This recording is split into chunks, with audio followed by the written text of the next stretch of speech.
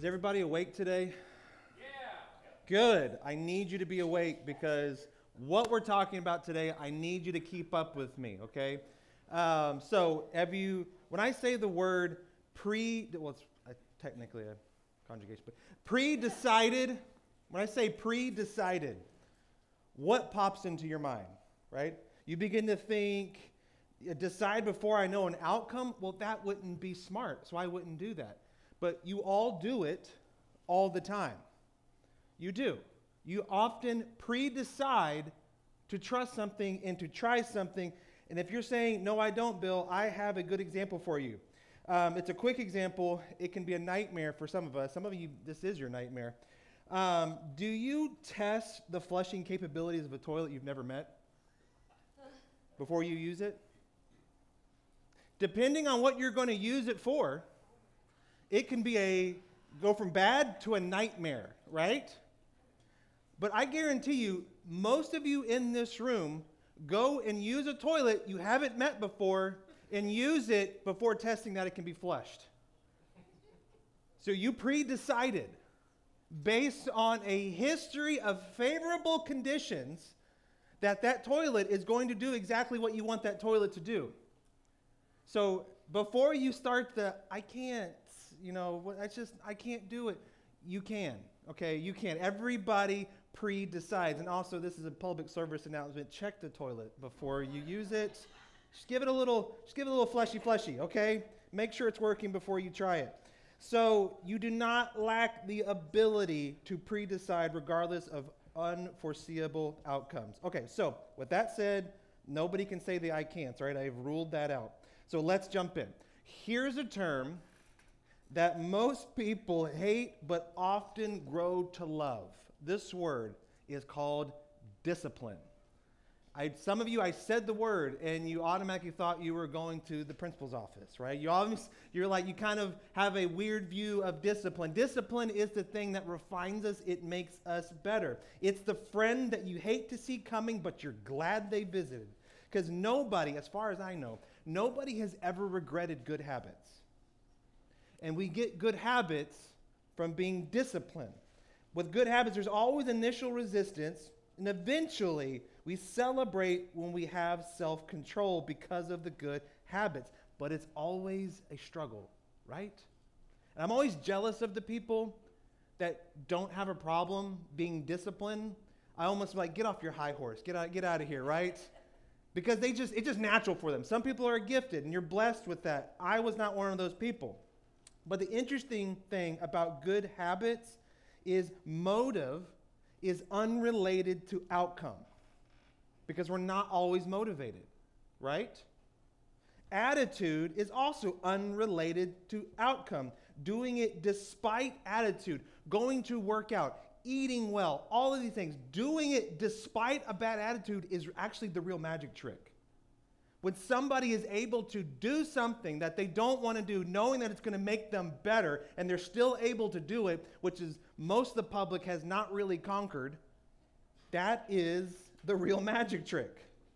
If you eat clean for all the wrong reasons and with a bad attitude, you still benefit, right? Your body still becomes healthy regardless if you wanted to do it or not. But if you do it and you benefit, attitude is likely to change, and perhaps your motive will as well. But based on the results, you welcome the struggle. Some of you are like, this is so foreign to me, I don't even know where you're coming from, Bill. Years ago, I started running, right? And I ran in college. I played a lot of baseball. We ran more than the cross-country team. It didn't make any sense to me, but I had great cardio, right? I could keep up for a whole game. There was a reason why they did it. I know why they did it. But I got out of it, and then I got back into running. And I really challenged myself, and I didn't like running. I hate running. Who likes to run? I don't get it. Those people I don't understand either. But I started running, and I became to a place where I could like it, mostly due to great podcasts and epic soundtracks, which I can give you if you need to start running. But I achieved a goal of running a 10K. And you're like, big whoop, Bill, 10K. There's no sticker for that on my car, nor would I have put that, because I don't want people to know that I like running. But then I stopped running, and then 2020 hit. And I wasn't doing anything, and I'm just sitting at home, and I'm like, you know what? I'll start running again. I went and ran, did a mile. I was like, oh man, way to go, Bill. And I came back, and I did it one more time, and then the third day, I got out there. I got about 100 feet, and it felt like, and I'm not kidding, somebody took 2 knives and just stabbed them right under my kneecaps, right? I about fell out on the ground, and I thought, I'm going back home, and I'm not doing this ever again. Now it's to the point where I wish I could do it again. I am totally shocked that I missed the discipline of running because it was great for my body. It kept me in shape, right? And it was enjoyable. I got to enjoy it because of the things I got to listen to and enjoy as I run. So here's what we all know. What begins as gritty discipline often becomes good habits because it's life-preserving, whether it's exercise, coming home early, saving more, spending less, eating less sugar. Discipline facilitates progress, and there's no progress without discipline. A good trainer, before you start on whatever plan they have for you, a good trainer will ask you, what are your intentions? What are your goals? What are you after? And yes, it does help them craft a workout for you or design a life coach, whatever it may be, whatever that design is. But honestly, they're looking to find out, how bought in are you? How serious is this to you? Because based on how serious you are about it, it's going to change the challenge level in which the program that they give you. Because if they give you a really hard, because honestly, any of us, a good trainer could whip us all into shape. But what gets in the way of a good trainer is this: our heads, our minds. We begin to distract ourselves. We don't want to do that. Our feelings get in the way. That's what we do. So, a good trainer will ask, what's at stake? How bought in are you? And this is true personally, professionally, or even generationally. We can pass down bad habits, and we can pass down good habits as well.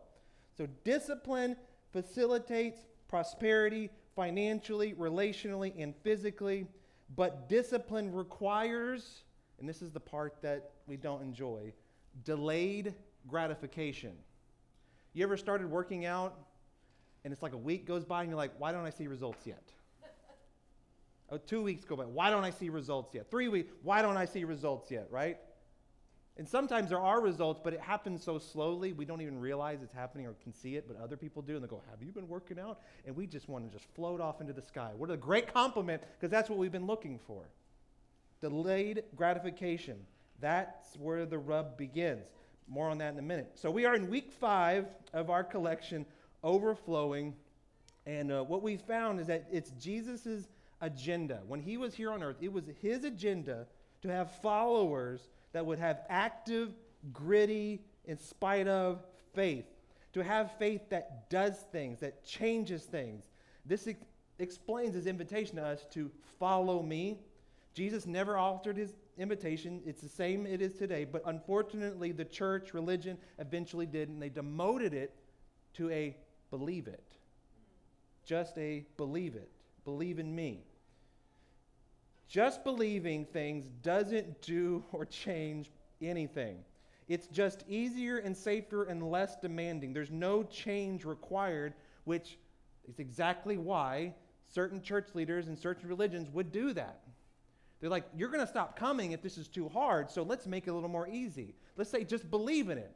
But just believing just means it exists up here, and it's just rattling around. You actually have to do something with it. And what's doing something? Following takes action steps. You can't follow somebody and not move. You have to move. You have to do things. And so Jesus said, follow me. When it just stays in your head, that creates feeble, frail, and fragile faith. Maybe that's why you lost your faith. Maybe you're here today and you're giving it another chance because somebody loved you so much that they wanted you to attend, or you felt that tugging on your heart to give it another try.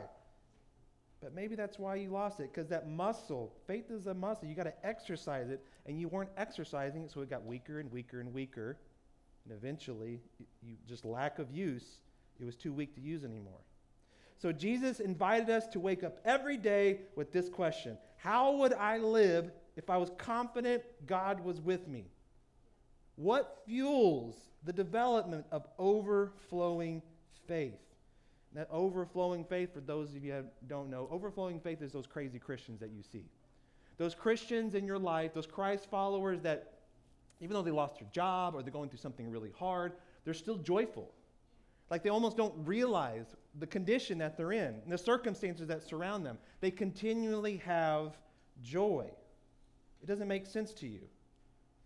That kind of faith, that is overflowing faith. And so based on what Jesus taught and modeled, we picked out 5 major areas that he uses to grow our faith, and they intersect in our lives at different times. Sometimes they overlap. The second week of the collection, we talked about practical teaching. It's a literal action steps connected to concise theology. Number 2 was personal ministry. That's faith stories. It's always about the first time they took a risk for God. Then God came through and their faith grew. Number 3 was providential relationships. We talk about the people who God brought into our life at just the right time, almost as if God put him there. Providential. Those people that changed us just because of their presence in our life and the story of their life. And so today, as you can probably guess, we're going to talk about, number 4, private disciplines. Doesn't that sound exciting? Man, what a lovely word. I'm going to get that tattooed. Private disciplines. That's fun.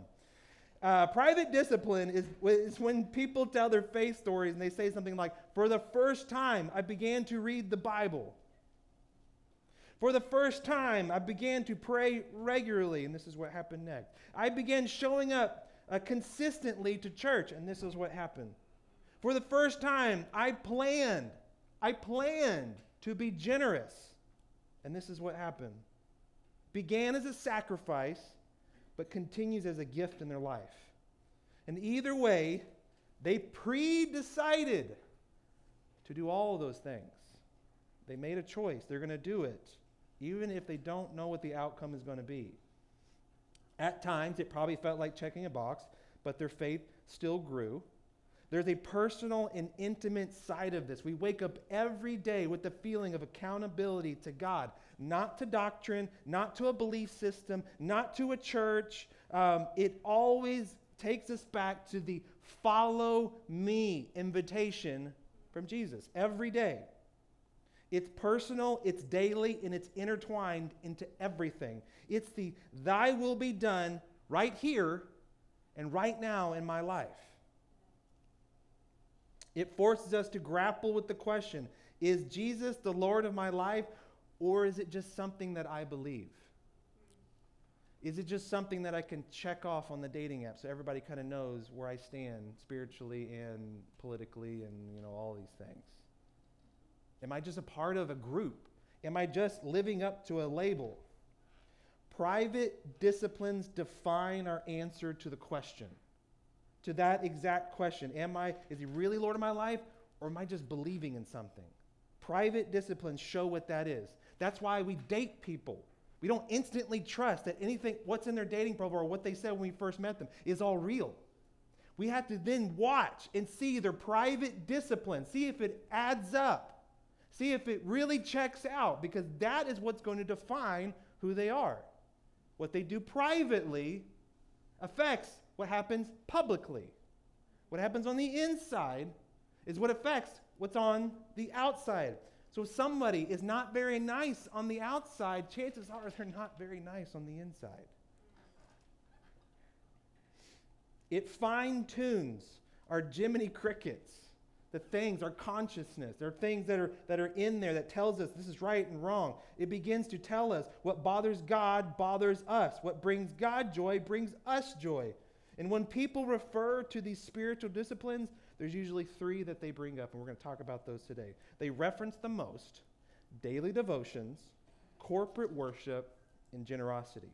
So starting with daily devotion, usually what you hear is, I tried reading scripture and then something struck me.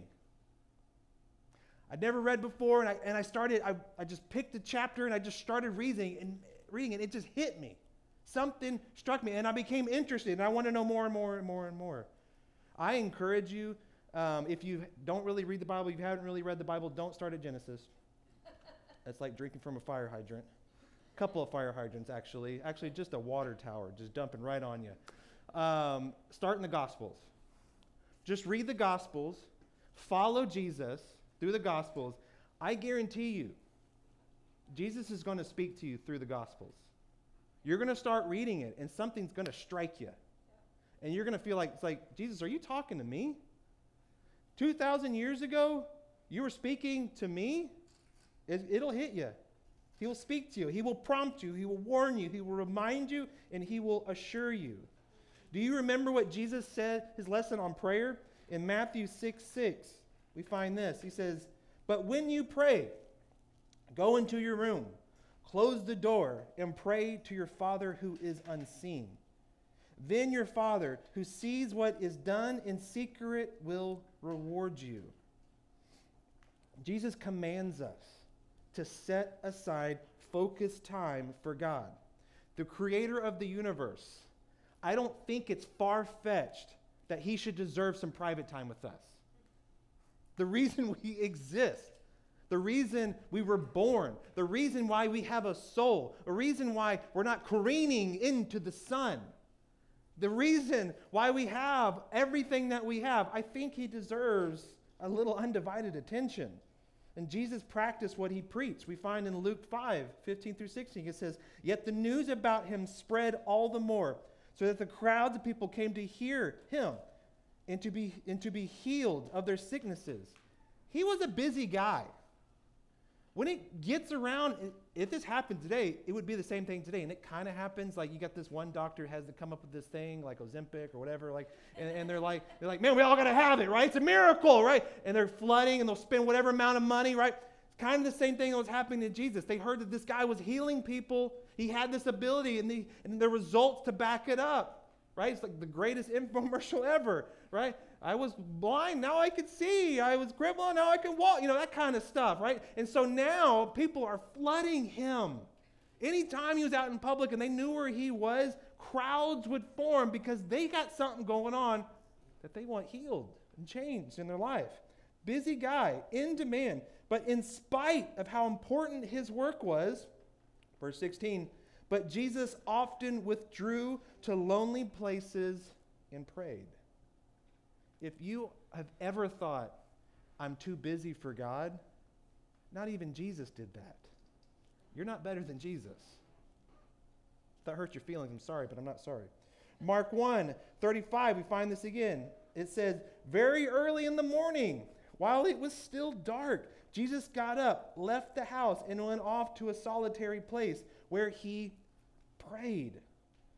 The 12 eventually woke up and needed to eat, and they made breakfast, right? And they went to go wake Jesus because they made him whatever, and they discovered that he was gone. Again, one of the most important guys of this time, and they had a hard time keeping track of him. He would just disappear all the time, go off alone to talk to Dad again. In verse 36, Simon and his companions went to look for him, and they found him. They exclaimed, everybody's looking for you. Sometimes we read it as nice, but I imagine it's not nice. It's like, hey, dude, where have you been? You're kind of important. Can you not just walk off? You gave us all little heart attacks because they're going to come to us and want us to do these things, and we can't do these things. You're the guy that does the things. So can you not walk off again? Can you not do that? I'm sure that's what they were feeling. That's what I would be feeling. But Jesus gave the Father his first minutes of the day, and honestly, so should we. If Jesus wasn't above it, neither should we. It's a discipline. Acknowledge his greatness, surrender, and declare his authority. That's all it really is. We anticipate temptations and stresses with him. We invite the Father into the details of the day, and then we follow. That's what we should be doing. Beginning accountable to God is the best way to start your day. Time alone with God informs our consciousness. It fine-tunes us to what brings God joy and what troubles him. An unrefined conscience, unfortunately, creates a fragile faith. If you are just getting up and doing it on your own and only calling on God when things get hard, your faith is going to be fragile. Strong, overflowing faith starts with the first to God. Lord, this is what my schedule is. Can you be involved in it? Lord, I don't understand this person, but can you help me have grace for them? Lord, you just add them to it. And then it's no longer just you. The God of the universe now is involved in helping you along the way. Throughout your day, every day. Again, if you think that you've got it, you really don't. Not even Jesus did. He still made time for his Father to speak to him. So that's the first one. The second discipline doesn't seem like it fits because it's not really a private thing, but corporate worship. Corporate worship. It's not really just about singing out loud and listening to me yammer on for 30 to 45 minutes. It's something happens personally when we gather corporately. Group dynamics make a personal impact. Some of you have experienced this before. It's kind of a hive mentality, a group mentality. It's a go with the flow mentality, right? It's man, this is easier when we come together and do it. If I needed you to flip a car, you're like, I can't do that alone. So what would you do? You would gather a bunch of people. Living life on this earth is not easy. Being a Christ follower is even harder. It's hard. So why not do it together? There is a group aspect, a dynamic that helps. It's experience when we hear people singing together in worship. It's experience when we're using our hands together in an action group to do something better for somebody else that we might not even benefit from. We see people lifting hands, crying out, being quiet before God. A little PDV, public display of vulnerability, is what that is. It's a dad joke, sorry. You put that out there. It changes you. When you see somebody else be vulnerable, it gives you the license to be vulnerable. It makes you go, well, I'm not going to be the only weird one. So I'm going to let the real me out, right? That's what it is.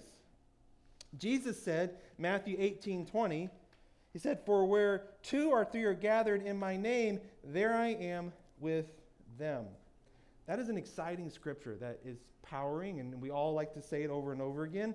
I'm not going to pretend I know exactly what all of that means, because there is some cosmic things involved in that statement. There are some spiritual realm things that I have no control over. I can't even really see it to know exactly what all of that sentence entails. But at the minimum, we can experience the presence of God. That's what it's telling me. That when 2 or 3 are gathered, Jesus is there. We can experience God at the minimum. And it's possibly in a way that I can't experience when I'm alone. Beyond learning something, more about experiencing something. And part of it is when we gather, we are forced to give up some individualism. We are forced to give up some autonomy. We are forced to say, I don't have this all figured out. I'm not perfect. Now I'm in a big room with a bunch of imperfect people who are also trying to figure it out. Imperfect people trying to figure it out. I becomes we, and when it becomes too difficult, it's always better than just an I. Just a I got to handle it myself. It's a better with a we. When you're going through something, it's the biggest part of my job is that when people go through difficult stuff, they call. It's like, I can't do this alone. I don't want to do this alone. Can you pray? Can you be here? Can you do things? And they're not always asking us to do stuff, but we come, and it transforms the situation when we gather with them and bring it up to God. Hope is instilled into them.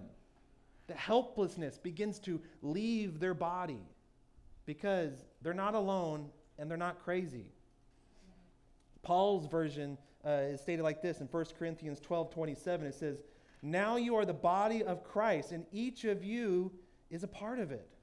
There's an aspect of Christianity you and I cannot experience alone. We are a part of a community, but we must choose to participate in that community. Have you been forced to come to church? How did that go? Not well, probably. Maybe, as a kid, maybe it's just like it's life, right? And you just kind of did it. But a lot of us in our experiences, if I dig down deep in some of your stories, you'll tell me, it's like, well, it was kind of my parents' thing. It wasn't really mine. That's good that they brought you, and I'm glad that they did. But at some point in your life, as becoming an adult and making your own conscious decisions, your little Jiminy Crickets in your head, that you have to decide, this is a part of my life. I am choosing to make this a part of my life. It's no longer mom or dad's thing, grandma and grandpa's thing, cousin's thing. It's no longer their thing. It's my thing now. And how am I going to be a part of it? You have to make the choice to participate. God is up to something bigger than you that includes you. All right, so that's number 2. And number 3, and this is probably the one that you're not going to like. It's going to hit a soft spot. You could probably get on board with the other 2, but this one's going to hit a soft spot, and usually does, especially in America. Generosity. Generosity. It's not a money thing. And you're like, well, but it has to do with money. I know that, but it's not a money thing. It's a faith thing. We here at Village Heights call it audacious generosity, and I know it's not a money thing, right? And I feel that strongly because if you ever heard me do a giving talk, I tell you, if you're afraid that I'm after your money, that Village Heights is after your money, give it somewhere else. It is so important to you and your relationship with Jesus. But audacious generosity is pre-deciding to give some of your wealth, investing in what God is doing in the community and around the world. Giving isn't, again, about money. It's about priorities. It's about our confidence in God and our faith in God, that He is the actual provider. It's why, again, you hear me say, it is a crucial part of your faith journey. So it needs to happen. So don't let Village Heights saying, hey, we need money to do things, give you the hang up that you don't do it. Because when you get to heaven, and that's one of the breakdowns, is like, can you get in? I don't know. I was never generous, but that church was always asking for our money. And he's like, well, what are you talking about? It had nothing to do with the money. It had to do with your faith in me. Jesus said in Matthew 6:31-33, it says, so do not worry, saying, what shall we eat? Or what shall we drink? Or what shall we wear? In our time, we can express this as things as, how am I going to get my kids through college? How am I ever going to afford retirement? What am I doing about a job? And Jesus would say, don't worry about it. And we think, what if I don't have enough for me? And those were all those words. So don't worry, saying, what shall we eat? What shall we drink? What shall we wear? And he says, for the pagans run after all of these things. The pagans run after all of these things. And this is why it's a faith issue. Because for the pagans run after all these things, and your heavenly Father knows that you need them. He knows. If He's the provider, He knows exactly what you need. He also knows what you want. And He knows that sometimes what you want is not good for you. But He knows what you need. He knows what you need, what needs to be provided. And to which we would all say, easier said than done, Jesus. And I believe Jesus would insist, and He would say, exactly. Exactly.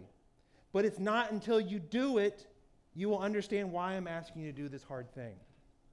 It's not until you pre-decide, I'm going to take a risk on this, I'm going to be generous, I'm going to do this thing, that you begin that process and you get into that process, that you truly understand it, of why He asked you to do this hard thing. And you say, it's easier. He says, I understand it, Jesus, but just doing it is hard. He's like, yeah, I know. I know it's easy to understand. I know it's rattling around up there and the logic makes sense. But you have to do it for it to work. To be honest, you had no idea why your parents were so insistent on the things that they were. Brush your teeth. I lost my spot. Brush your teeth. Eat good food, good for you food. Not just eat food, but eat good for you food. Be nice to others. Share. Use sunblock, right? All of these things. And now that you're older, you're glad you listened, right? Because your teeth did or did not rot out of your mouth. You know that what bad food can do to you now. You know that niceness can go full circle, right? Sometimes you need to be nice to somebody because later on we might need them to be nice to us. We know that sharing is caring, and that sunburns have a short and long-term effects. Some of you might have learned that the hard way. We learn these things. It didn't make sense to us then. We resisted it. We fought our parents on it. We're like, my teeth will be fine, you know. But now we know. Now that you are older, you understand. So just like your parents, do you believe Jesus? Do you believe that what he said matters and his commands to us? Do you believe this about your finances? Really do. Jesus is inviting you to put your money where your faith is. Regardless of our resources, he says this, verse 33, but seek first his kingdom and his righteousness. Sounds a little familiar, right? Your kingdom come, your will be done on earth as it is in heaven. Does it sound a little familiar? And then continuing in verse 33, it says, and all these things will be given to you as well. He's saying, if you will just seek my kingdom first, I'll give you all these things. I'll take care of you because I'm a good father. And I'm a father without limits. I can provide where you think I couldn't provide. I can take care of you where you didn't think I could take care of you. And he's begging us, quit limiting me based on your limitations. He's begging you. Because generosity or giving, however you want to say it, exercises our faith. It involves letting go of what we put our confidence in rather than God. The thing you really won't do anything without. If you were honest with yourself, if you didn't have the money to do something, you wouldn't do it. Even if you, I'll get a credit card and I'll do it. Okay, let's say you maxed out the credit cards. Now you have no money. Are you going to do that thing? Are you going to go out to the bar? Are you going to go out to the restaurant? Are you going to go buy the car? No. You wouldn't do anything without the money. It's the most tangible way of shifting our dependence over to God. It's a faith thing. It's not a money thing. Matthew 6:24. You probably heard this one too, and maybe it's been misrepresented. It says, usually all we hear is, no one can serve two masters, but there's more to the story. No one can serve two masters. Either you will hate the one and love the other, or you will be devoted to the one and despise the other. You cannot serve both God and the devil. That's not what he said. You cannot serve both God and money. You cannot serve both God and money. Our issue is whether we're going to trust God or trust our wealth. Jesus says the invitation is to follow, prioritize, and surrender. He knows the number one contender for my loyalty, for your loyalty, is not the devil. Not the guy that we've dreamed up to have horns and all these things, right? You don't even have to be a believer. You just go to a random person and say, should you follow the devil? And they'll go, no. But money, that's the true contender. He knows that. It's my financial security. And if we're digging deeper into it, it's truly not even about the money to us. It's controlling the ability to comfort myself. That's what money is to us.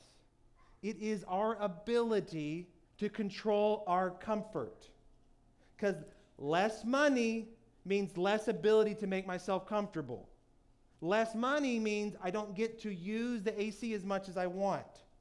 Less money means I don't get to have the nicer car with the bells and whistles. Less money means I don't get the nicer steak. Less money means fill in the blank of whatever it's in your life. It's just really controlling our ability to comfort ourselves. Jesus invites us to trust him with this. It's easier if you started as a child. Some of you began as a kid. Your parents instilled in you to be generous, and you do it now, and it's a little easier. Starting as an adult, it's much harder because it's a faith thing. When you were a kid, faith was a little easier because you didn't know what you had to lose.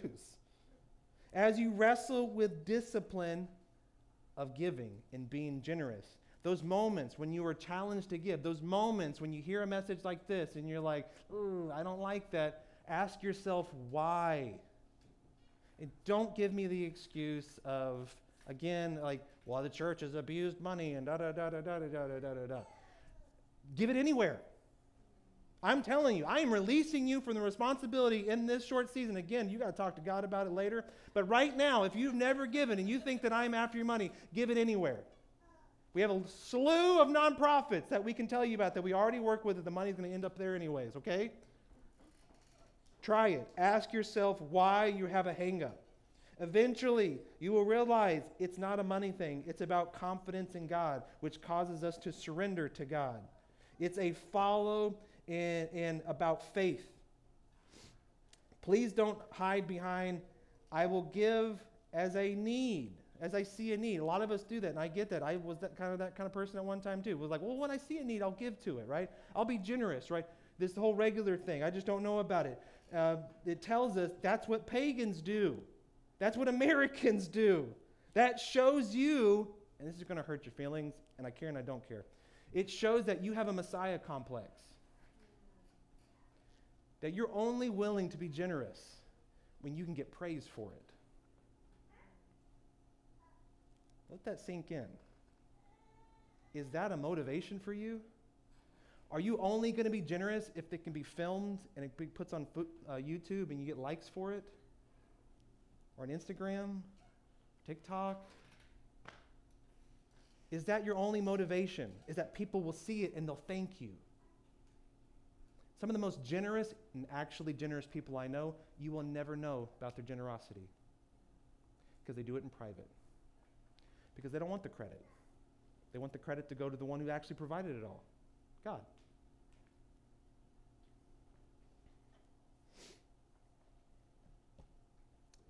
It's about following and it's about faith.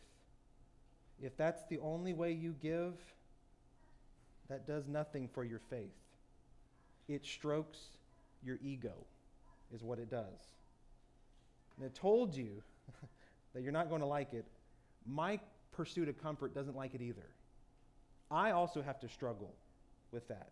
No human is immune to this. But if you're going to follow Jesus, you have to develop the discipline of generosity, priority giving. It's a faith issue. When you say yes, God will do something in your faith. So I want to do this with you guys today, and some of you might regret coming today because I'm going to do this. But I want to challenge you to pre-decide for a month, a 30-day challenge.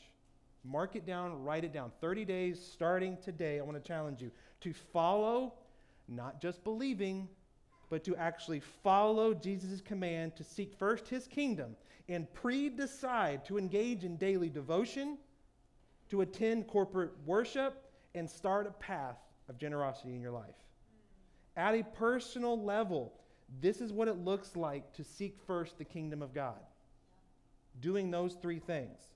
You will find personal transformation leading to intimacy with God on levels you never thought were possible. As you include them into your life, your faith will get bigger. It will grow. And as a result of your confidence in God, your confidence in God will grow stronger. And before you know it, you will have overflowing faith.